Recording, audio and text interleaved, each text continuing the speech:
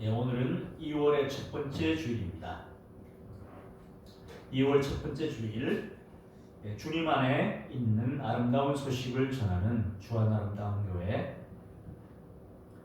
오늘 본문은 마태복음 20장 20절로 28절 말씀을 통하여 인자가 온 이유라는 제목으로 하나님의 말씀을 함께 나누겠습니다. 먼저 20절을 보면 그때에 이렇게 시작하고 있습니다. 예수님께서 예루살렘으로 올라가시려고 하실 때에 그 앞에 17절을 보면 예수께서 예루살렘으로 올라가려 하실 때에 12제자를 따로 데리고 길에서 말씀하셨죠. 이제 순환을 예고하는 거예요. 그때 말하는 거예요. 그때. 예수님은 마태복음과 마가복음에 의하면 순환당하실 것을 3차례나 말씀하십니다. 순환당하시는 것은 또 언제부터 말씀하셨냐 하면 베드로의 신앙 고백 이후로부터 말씀하셔요. 빌립보 가이사랴 지방에 가셔서 사람들이 나를 누구라 하느냐 물으시고, 사람들은 뭐 선지자 예레미야나 이사야나 여러 선지자 중에 하나라고 합니다. 그러니까 그런 선지자라고 합니다. 옛날에 왔던 그 선지자들과 같이 이 시대에 오신 하나님의 선지자라고 합니다. 사람들이 그렇습니다. 그럼 너희는 나를 누가 아느냐? 베드로가 유명한 고백을 하죠. 주는 그리스도시요 살아계신 하나님의 아들이십니다. 엄청난 칭찬을 받고 그것을 내게 알게 하니는 하나님 아버지께서 그렇게 하신 것이다 합니다. 그리고 그 신앙 고백 위에 내 교회를 세울 것인데 음부의 권세가 이기지 못하리라 하십니다. 그리고 그 이후에 예수님이 순환을 예고하셔요. 이제 내가 예루살렘에 올라가면 붙잡히게 되고 또 대제사장들과 장로들, 바리새인들 등등에게 고난을 받게 될 것이다. 3차례에 걸쳐서 말씀하십니다. 자, 그때에 이 세베대의 아들의 어머니죠. 세베대의 아들의 어머니니까 누구예요? 세베대의 아내이죠. 그리고 세베대의 두 아들은 요한과 야고보입니다. 그 어머니가, 세베대의 아들의 어머니가 그 아들들을 데리고 예수께 와서 절합니다. 절하면서 무엇을 구했어요? 요즘 얘기로 하면 이게 지금 뭐예요? 엄마 찬스를 쓰는 거죠. 엄마 찬스. 예수님께 로비하는 거죠. 당신의 나라. 그러니까 이들은 예수님을 어떤 분으로 여기고 따랐느냐 하면 로마의 압제로부터 독립시킬, 우리 유대 나라를 독립시킬, 장차 유대인의 왕이 되실 분으로 생각을 하고 그들을 따르고 있는 것입니다. 정치적인 지도자로 생각하고 따르고 있는 것입니다. 이분을 따라가면 나중에 우리 독립된 유대 나라의 우정승, 좌정승이 될 거야. 그것을 엄마 찬스를 써서 지금 구하고 있는 거예요.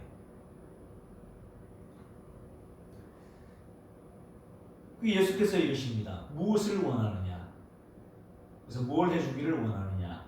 물었더니 나의 이 두 아들을 주의 나라에서 하나는 주의 우편에 하나는 주의 좌편에 앉게 명하소서. 아예 명해달라는 거예요. 주님의 나라, 주님이 통치하시는 그 나라에서 지금 이들은 세베대의 아들의 어머니는 땅의 것을 구하고 있는 거예요. 주님이 이제 다스리시는 그 나라가 되면 그 나라에서 내 아들 하나는 주님의 우편에 하나는 주의 좌편에 앉도록 아예 못 박아 주십시오. 명령해 주십시오. 이런 요구를 하는 겁니다. 그런데 예수님의 대답은 뜻밖이었습니다. 너희는 너희가 구하는 것을 알지 못하는도다. 너희는 지금 너희가 구하는 것이 무슨 의미인지 알지 못한 채 구하고 있는 것이다. 내가 마시려는 잔을 너희가 마실 수 있느냐? 그랬더니 또 뭐라고 해요? 할 수 있다고 대답해요. 이 얘기도 무슨 의미인지 이들은 잘 모르고 하고 있습니다. 이들은 땅의 기준으로, 하늘의 기준이 아니라 땅의 기준, 사람의 기준, 또 상식의 기준으로 답하고 있는 것입니다. 주님이 또, 근데 주님은 항상 하늘의 관점에서 말씀하신다고 하는 것을 염두에 두어야 합니다. 주님이 말씀하십니다. 너희가 과연 내 잔을 마시려니와 내 좌우편에 앉는 것은 내가 주는 것이 아니라 내 아버지께서 누구를 위하여 예비하셨든지 그들이 얻을 것이니라. 예수님은 하늘의 관점에서 말씀하시는 거예요. 여기서 예수님이 잔을 마신다 하는 것은 예수님이 십자가에 달려서 죽을 것을, 돌아가실 것을 우리는 염두에 두고 또 우리는 그렇게 이해하고 있는데, 이때 당시에 야고보와 요한, 세베대의 두 아들은 그것을 알지 못합니다. 왕이 되셔서 왕과 함께 앉아서 먹고 마시고 하는 그런 잔으로 생각하고 있는 것입니다. 그리고 예수님은 유대인의 왕으로도 오셨지만 실질적으로는 하나님의 백성의 왕이고 만왕의 왕이시죠. 하나님의 통치가 이루어질 때에 그때에 하나님의 우편과 하나님의 좌편에 앉을 것을 염두에 두시고, 그것은 내가 정하는 것이 아니라 하나님 아버지께서 주실 것이다, 하늘의 관점으로 대답하고 계십니다. 그래서 이들이 내가 마시는 잔을 너희가 마실 수 있느냐? 예수님은 하늘의 관점에서 말했는데 이들은 육의 관점으로 말해요. 마실 수 있습니다. 그랬는데 응답은 어떻게 이루어졌을까요? 하늘의 관점에서 이루어졌죠. 예수님의 제자 중에서 제일 먼저 순교를 당한 사람이 누구입니까? 야고보입니다. 순교당해요. 그리고 요한은 어때요? 요한은 제일 마지막까지 살아서 예수님의 어머니를 모시게 되죠. 누가 과연 주님의 우편, 좌편에 앉느냐 모르죠. 우리는 베드로를 말할 때 수제자라고 합니다. 그 제자들 중에서 우두머리라고 생각을 합니다. 그런데 과연 베드로가 앉았는지 그것은 알 수 없습니다. 물론 베드로도 순교당했습니다. 자, 그런데 24절을 보면 열 제자가 듣고 두 형제에 대하여 분하게 여겼습니다. 그러면 여기 지금 두 사람만 예수님이 정치적인 지도자, 유대나라를 로마의 지배로부터 구원하시고 회복시킬 왕으로 세베대의 아들 야고보와 요한만 그렇게 믿고 따른 것이 아니라 열 제자가 다 그런 관점으로 믿고 따랐죠. 그런데 이들이 왜 분노했습니까? 자기들도 주님께 그러고 싶죠. 주님이 통치하는 나라, 주님이 회복시킬 유대, 독립된 유대에서 자기들도 높은 자리를 차지하고 싶은 마음을 다 가지고 있는데, 아니 엄마 찬스까지 지금 써서 주님께 그것을 명령해 달라고 하는 그 얘기를 듣고 분하게 여기는 거예요. 그러니까 이들도 동일하게 이렇게 믿고 따랐습니다. 그리고 이것은 언제까지 이어지느냐 하면 예수님이 십자가에 달리시고 그때 일시적으로 제자들은 모든 것이 끝났다고 생각했습니다. 그래서 다 자기들 본업으로 거의 돌아갑니다. 물고기를 잡던 사람은 물고기 잡는 일로 돌아갑니다. 갈릴리 바닷가로 다시 돌아갑니다. 주님이 그쪽에 나타나시죠. 그리고 그들과 더불어 부활하신 주님이 약 40일 동안 이 땅에 계셨습니다. 그러면서 하나님 나라를 말씀하셔요. 그런 연후에 이제 승천하시면서 말씀하시죠. 내가 약속한 것이 임하기까지 기도하라. 근데 이제 그때 임하셔서 40일 동안 계시면서 나중에 이제 내가 올라가게 되면 성령이 임하실 것이다, 이런 얘기를 하고 있는 찰나에, 하기 전이지만 그때 뭘 물어요? 주께서 이스라엘 나라를 회복하심이 이때니까, 이렇게 물어요. 그러니까 그때까지도 뭐예요? 역시 로마의 지배하에 있는 이스라엘 나라를 회복하시는 것이 이때입니까? 그렇게 생각해요. 때와 시기는 너희 알 바가 아니고 너희가 구하면 성령을 보내주실 것이다. 그리고 성령을 받고 나서는 이제 깨닫게 되죠. 아, 주님이 말씀하셨던 모든 것들이 하나님 나라와 관계가 있는 것이구나 하는 것을 알게 됩니다. 마태복음 20장 처음을 보면 어떤 관점에서 말씀하셔요? 포도원 품꾼들의 비유가 나와요. 거기에 보면 부름을 받은 사람들의 시간들이 나옵니다. 새벽부터 나와 기다린 사람이 있었고, 정오에 부름을 받은 사람이 있었고, 또 오후 3시경에 부름을 받은 사람이 있고 5시경에 부름을 받은 사람이 있어요. 6시까지 일하면 끝나요. 그런데 품꾼을 구하려고 간 그 주인은 한 데나리온을 약속하죠. 하루에 한 데나리온을 약속하고 그대로 시행을 합니다. 그런데 나중에 하루 일기 끝나고 난 다음에 품삯을 계산해 줄 때에 맨 마지막에 5시에 부름을 받아서 온 사람은 1시간밖에 일 안 했죠. 그 사람부터 품삯을 줍니다. 한 데나리온. 그러니까 앞에 온 사람은 어떤 기대를 가져요? 야, 저기 1시간 일했는데도 한 데나리온 받네? 그럼 나는 오후 3시에 왔으니까 나는 이거 3데나리온 이렇게 생각하는데 너도 한 데나리온. 12시에 온 사람은 그럼 나는 6 생각했는데 그도 역시 한 데나리온. 새벽부터 와서 일한 사람, 새벽 6시부터 12시간, 뭐 점심시간 빼고 어쨌든 휴식시간 약간 빼고 그럼 한 10시간 일한 사람도 한 데나리온. 불평이 나죠. 근데 이 불평하는 기준은 무엇 때문에 그래요? 하늘의 기준이에요? 땅의 기준이에요? 땅의 기준이죠. 땅의 기준이고 사람의 기준이고 일반 상식의 기준으로 생각하고 주님께 항의하는 겁니다. 아니 새벽부터 와서 뜨거운 태양빛 다 맞아가면서 일한 우리와 거의 저물기 직전에 와서 1시간 일한 사람과 동등하게 대우하는 것이 옳습니까? 근데 주인이 말해요. 이것이나 갖고 와라. 내가 너와 약속하는 것은 한 데나리온이다. 주님은 무엇을 말씀하시려고 하시는 걸까요? 이 포도원은 하나님의 포도원이에요. 하나님의 포도원에서 하나님의 일, 이 땅에 우리가 살아가는 직업도 있고 또 특별히 주의 종된 사람들의 일도 있고 한데 이 땅에서도 약간 구분하는 경향이 있죠. 교회에 목사님이 되거나 하면 주의 일, 또 권사님이나 중직자가 되어서 교회에서 어떤 일들을 맡고 있는 일들은 주의 일, 또 본인이 이 땅의 직업, 생업을 갖고 하는 일은 뭐 세상 일 이렇게 구분하는 경향이 있는데 주님께서도 구분하실까요? 주님은 구분하지 않으십니다. 직업적으로 맡겨진 그 일도 어떻게 하라고 말해요? 죽게 하듯 하라고 말씀하셔요. 주님의 일을 하는 것 같이 하라고 말씀하셔요. 그것이 주님의 일입니다.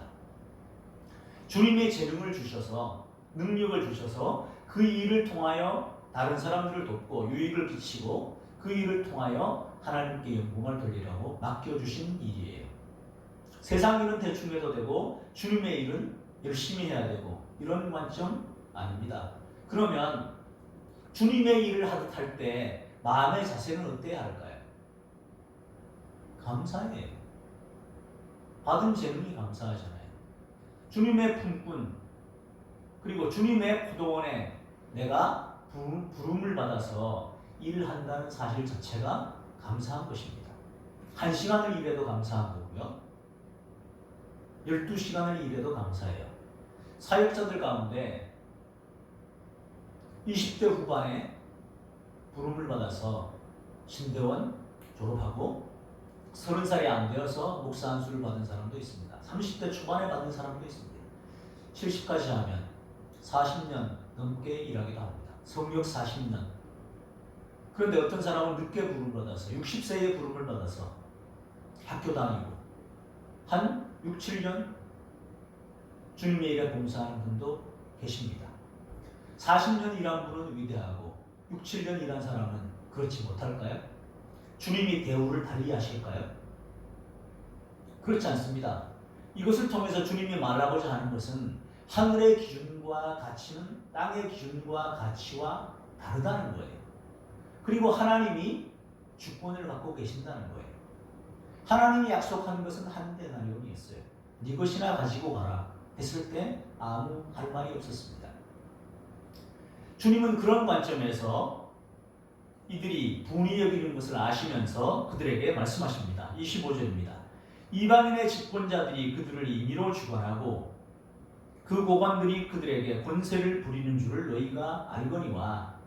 제자들을 다 부르셔서 말하는 거예요. 분노하고 세베대 아들 두 아들이 엄마 찬스를 써서 어머니 통해서 주님께 요구한 것, 그 내용들을 다 듣고 분이 여기는 제자들을 다 불러 모아서 하신 말씀이에요.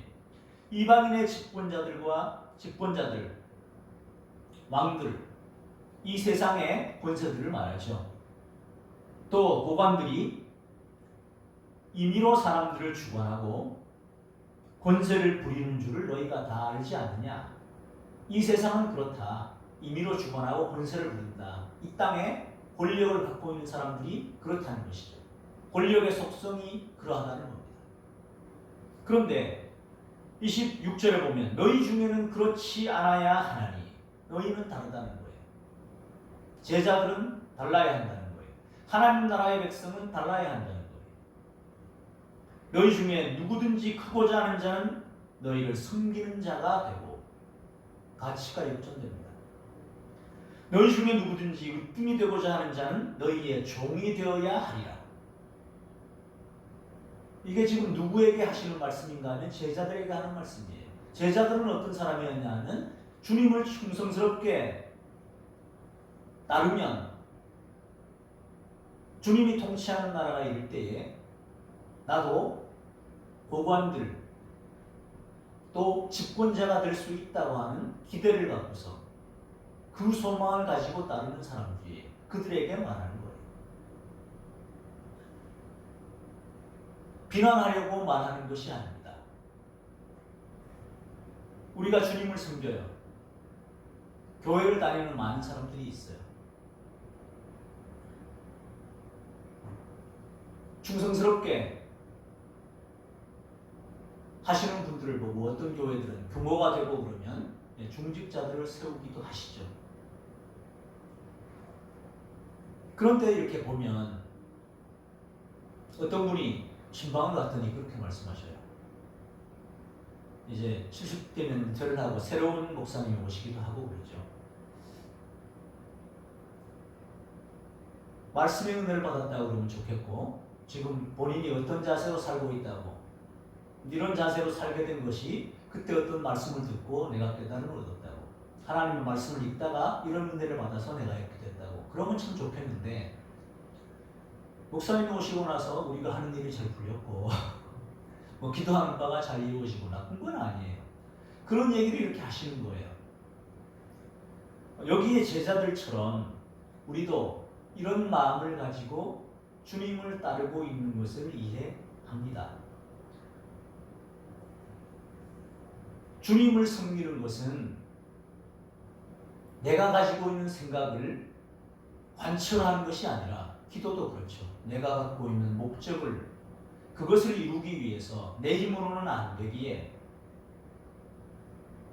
하나님의 능력을 통해서라도 내가 원하는 것을 이루고자 주님을 섬기는 것이 아니라고 성경은 계속해서 말합니다. 그렇게 하는 것은 내가 목표로 하는 것을 먼저 설정하고 그것을 이루기 위해서 힘이 미치지 못할 때는 주님의 능력을 통해서라도 그것을 이루기 위해서 주님을 믿고 섬긴다면 그것은 여전히 우상을 숭배하는 것과 같다. 다를 바가 없다. 그렇게 말씀하시는 거예요. 어떤 자세로 주님을 섬겨야 할지를 말하고 있는 거예요. 여기서도 이 말씀을 너희 중에 누구든지 크고자 하는 자는, 큰 사람이 되고 싶어? 그러면 섬기는 자가 되고, 으뜸이 되고 싶어? 그러면 종이 되어야 해. 으뜸이 되기 위해서, 큰 자가 되기 위해서 섬기고 종이 되어야 되겠구나. 내가 크기 위해서. 그렇게 지금 말씀하시는 것일까요? 그게 아니에요. 큰 인물이 되고자 하느냐? 섬기는 자가 되어야 돼. 으뜸이 되고자 해? 우두머리가 되고 싶어? 종이 되어야 돼. 그 목적을 가지고 이렇게 해. 이런 말씀으로 여기십니까? 아닙니다. 하나님 나라에서는 섬기는 사람, 종된 사람을 최고의 가치로 여긴다고 하는 사실을 말해주시는 거예요. 이 땅의 가치와 정반대로 역전된 가치를 갖고 있다는 것을 말씀해 주시는 거예요. 하나님의 백성은 이렇게 살아야 한다고 하는 것을 말씀해 주시는 것입니다. 그리고 주님은 그 말씀만 하시는 건 아니에요. 삶으로 보여주셨어요. 이 동일한 말씀이 마가복음에도 기록되어 있습니다. 거기 설교병호 1번입니다. 자, 시작. 예수께서 불러다가 이르시되 이방인의 집권자들이 그들을 임의로 주관하고 그 고관들이 그들에게 권세를 부리는 줄 너희가 알거니와 너희 중에는 그렇지 않을지니 너희 중에 누구든지 크고자 하는 자는 너희를 섬기는 자가 되고 너희 중에 누구든지 으뜸이 되고자 하는 자는 모든 사람의 종이 되어야 하리라. 예, 거의 같은 말씀이죠. 거의 똑같은 말씀인데 이것을 위해서 이렇게 해야 돼. 너 크고 싶어? 그럼 섬기는 자가 되고 너 으뜸이 되고 싶어? 그럼 종이 되어야 돼. 그것이 아니에요. 하나님 나라의 가치는 이 땅의 가치, 이 땅의 집권자들이나 이 땅의 고관들이 하는 가치와는 정반대이다 하는 것을 말씀해 주시는 거예요. 그러면서 어떠한 가치로 살아야 될 것을 말씀하고 있죠. 그래서 마태복음 20장 1절부터 나오는 포도원 품꾼의 비유와 맥락은 같은 거예요. 하나님 나라는 어떠냐? 가치가 역전된 것이다. 하나님 나라는 이 땅의 가치대로 그대로 그것이 통용되는 것이 아니다 하는 것을 말해주는 거예요. 하나님 나라는 은혜의 나라이고 거기서 가치는 이 땅의 가치는 약한 자, 종이고 또 섬기는 자는 하찮은 사람으로 생각되고 하인들로 여겨지고 하지만 하나님 나라는 그 가치가 역전되는 것이다. 어떤 가치로 살아야 되겠느냐 하는 것을 말해줘요. 높은 자리에 올라가지 말라는 게 아니에요. 높은 자리에 올라간다고 하는 것은 영향력이 커져요. 그 사람이 내리는 결정에 따라서 많은 사람에게 미치는 영향이 달라져요. 그런 자리예요. 그러니까 그런 자리에 오르는 사람은 약해 보이는 그 사람들을 섬기는 사람이 되어야 되고 그 사람들의 관점에서 또 그 사람들의 종된 그런 마음으로 섬겨야 된다는 거예요. 공무원들 옛날에 공무원법에 국민의 공복이라고 하는 표현이 있었어요. 문제는 뭐예요? 이걸로만 한다는 거죠. 입으로만 하고 실제로는 뭐예요? 불림말이고 하기 때문에 문제가 되죠. 하나님 나라는 그런 가치가 역전된다는 거예요. 그리고 그리스도의 제자들, 그리스도의 종된 사람들은 이 땅의 가치를 따라서 살아가는 것이 아니고 하나님의 가치를 따라서 살아가는 사람들이라고 주님이 말씀하시는 겁니다. 우리에게 촉구하는 거예요. 로마서 14장 17절로 18절입니다. 시작. 하나님의 나라는 먹고 마시는 것이 아니요 오직 성령 안에 있는 의와 평강과 희락이라. 이로써 그리스도를 섬기는 자는 하나님을 기쁘시게 하며 사람에게도 칭찬을 받느니라. 주님은 하나님 나라를 말씀하시는데 하나님 나라는 먹고 마시는 것이 아니라고 말씀하셔요. 이 땅의 나라는 먹고 마시고 풍성하면 좋아하죠. 나라가 부강해지고 부부방병 경제적인 환경이 좋아지고 그렇게 되기를 원합니다. 지금 너무도 돈의 권세에 매여서 온 세계가 다 비치고 제가 늘 했던 질문이 있고 말씀드렸던 것이 있습니다. 왜 이렇게 선진국이고 무지무지 잘 산다고 그러는데 다 빚더미 위에 올라가 있는가? 갚지도 못할 빚, 5경, 8경 못 갚죠. 알았어요. 시스템 설계를요 부채 기반 시스템으로 한 거예요. 돈을 찍어낼수록 점점 빚진 사람이 많아지는 거예요.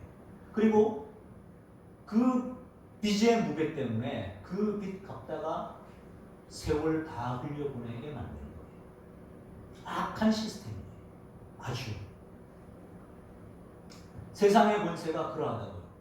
그래서 그 가치가 역전되기를 원하는 것입니다. 이제 그 부채기만 시스템이 무너지고 있어요. 하나님의 나라는 그런 게 아니에요. 먹고 마시는 것 좋지만 하나님의 나라는 먹고 마시는 것이 아니고 성령 안에 있는 의와 평강과 희락이에요. 성령 안에서 올바름, 그리고 성령께서 주시는 평강, 그리고 기쁨이 있는 곳이에요. 이로써 그리스도를 섬기는 자는 하나님을 기쁘시게 하기 위해서는 하나님의 뜻을 따릅니다. 그럴 때 하나님을 기쁘시게 하고 사람들로부터도 칭찬이 임하게 됩니다. 이것을 예수님은 세 계명을 말씀하시면서 한 단어로 사랑으로 말씀하셨습니다. 세 계명을 너희에게 주노니 서로 사랑하라. 내가 너희를 사랑하는 것 같이 너희도 서로 사랑하라. 너희가 서로 사랑하면 이로써 모든 사람이 너희가 내 제자인 줄 아니라. 어떻게 하면 섬길 수 있고 어떻게 하면 종이 될 수 있을까요? 사랑해야 해요. 사랑이 없이 하면 큰 소용이 없습니다. 하나님의 말씀은 이 땅에서 실현하기가 참 어려운 것 같아요. 사실은 힘이 있어서 권력으로 힘으로 짓누르고 하면 평화가 이루어지는 것 같아요. 그것을 팍스 로마라고 그러죠. 로마 시대의 평화가 이루어졌는데 로마가 워낙 강력한 군대와 강력한 통치 능력, 힘을 갖고 있으니까 잠잠한 거예요. 그런데 그것이 과연 사람들의 마음에 감동을 줘서 스스로 따르고 스스로 복종하게 만들었을까요? 그렇지 못하다는 겁니다. 근데 하나님은 그런 관점에서 말씀하시는 거예요. 사람들의 관점에, 사람들의 마음에 감동을 주고 사람을 정말로 사랑함으로써 그 사람이 변화되어서 주님을 따르도록 하시는 거죠. 그래서 사랑을 말씀하셔요. 그래서 이것이 이 땅의 기준으로 보는 사람들에게는 생소한 것이고 달라 보였어요. 그리스도인들의 특이점이 바로 사랑이었거든요. 어떻게 사랑하지?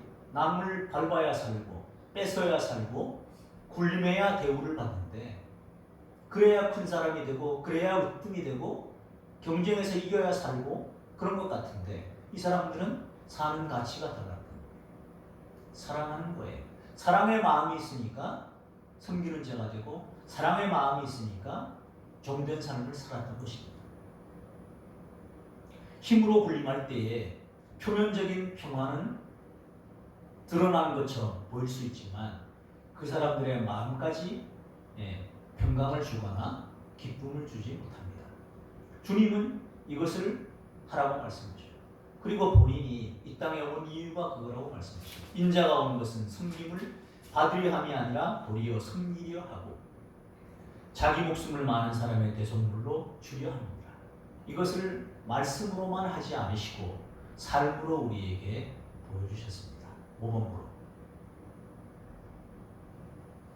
주님은 오셔서 섬기셨습니다. 병든 사람들, 말씀에 갈급한 사람들, 말씀을 가르쳐 주시고 복음을 알지 못하는 사람들에게 복음을 전해 주시고 모든 병과 모든 약한 것을 고쳐 주셨습니다.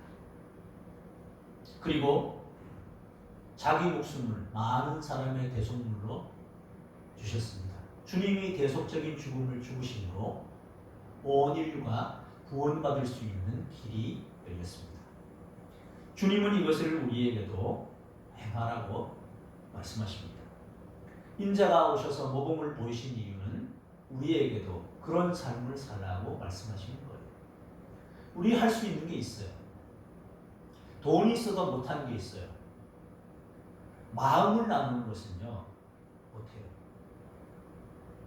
또 돈이 없어도 할 수 있는 거 있어요. 마음은 나눌 수 있어요. 진정성은 나눌 수 있어요. 어떤 사람의 진정성이 믿어지면 따르게 됩니다. 감동하기도 하죠. 주님은 우리에게 그렇게 하라 하십니다. 있는 것을 나누라고 하고요. 그런데 희한하게 풍성해져요. 넘쳐야 나누는 거 아니더라고요. 작은 데 있잖아요. 나누니까 풍성해져요. 거기에 기쁨이 있어요. 있어야 나누죠. 물론 그 얘기도 맞아요. 그런데 쓰고 빌려주면 풍성해지는 가치가 있어요. 우리 그 찬양을 해요. 사랑은 참으로 버리는 것. 그런데 행동으로 실행하기가 쉽지 않아요. 매번 결단해요. 오늘 내가 뭘 한 번 했잖아요. 내일 자동으로 되지 않아요. 그런데 오늘 한 번 하면 내일 할 때 조금 더 쉬워져요. 그런데 그때도 갈등이 그럼 전혀 없냐? 아니에요. 약간 있어요. 그러면서 나아가는 거예요. 그리고 이것은 체험해봐야 아는 가치예요. 이 땅의 가치를 추구하느냐, 하나님의 가치를 추구하느냐. 이 땅의 가치를 추구한다고 해서 막 부자가 된 것도 아니고, 하나님 가치를 따른다고 해서 피폐해지는 것도 아니에요. 오히려 하나님의 가치를 추구했더니 풍성해져요. 풍부해져요. 거기 기쁨도 있어요. 좋은 게 더 많아요. 이것들을 체험하면서 주님의 삶의 발자취를 조금씩 더욱더 많이 따르고 예수 그리스도의 삶의 모습으로 점점 더 가까워지는 저와 여러분의 삶이 되시기를 예수 그리스도의 이름으로 축원합니다. 기도하겠습니다. 하나님 아버지 감사합니다. 모든 것이 부족해 보이고 또 이 땅에서 살다 보니 이 땅의 가치나 이 땅의 교육이나 이 땅의 여러 가지 광고들, 이 땅의 여러 가지 사람들에게 회자되고 또 통하는 이야기들 따르다 보니 주님과는 멀어지는 느낌을 받을 때가 너무도 많습니다.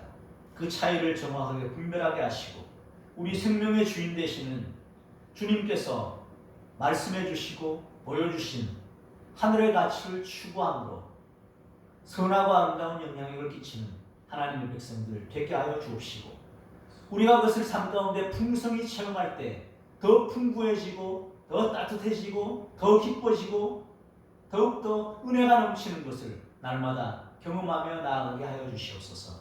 그 선하고 아름다운 영향력이 퍼져나서 큰 자가 되게 하시고 으뜸이 되게 하시고 하나님을 기쁘시게 하고 사람들에게도 칭찬받는 귀하고 복된 하나님의 백성 되게 하여 주옵소서. 예수님 이름으로 기도 올리옵나이다. 아멘. 찬송가 210장을 찬송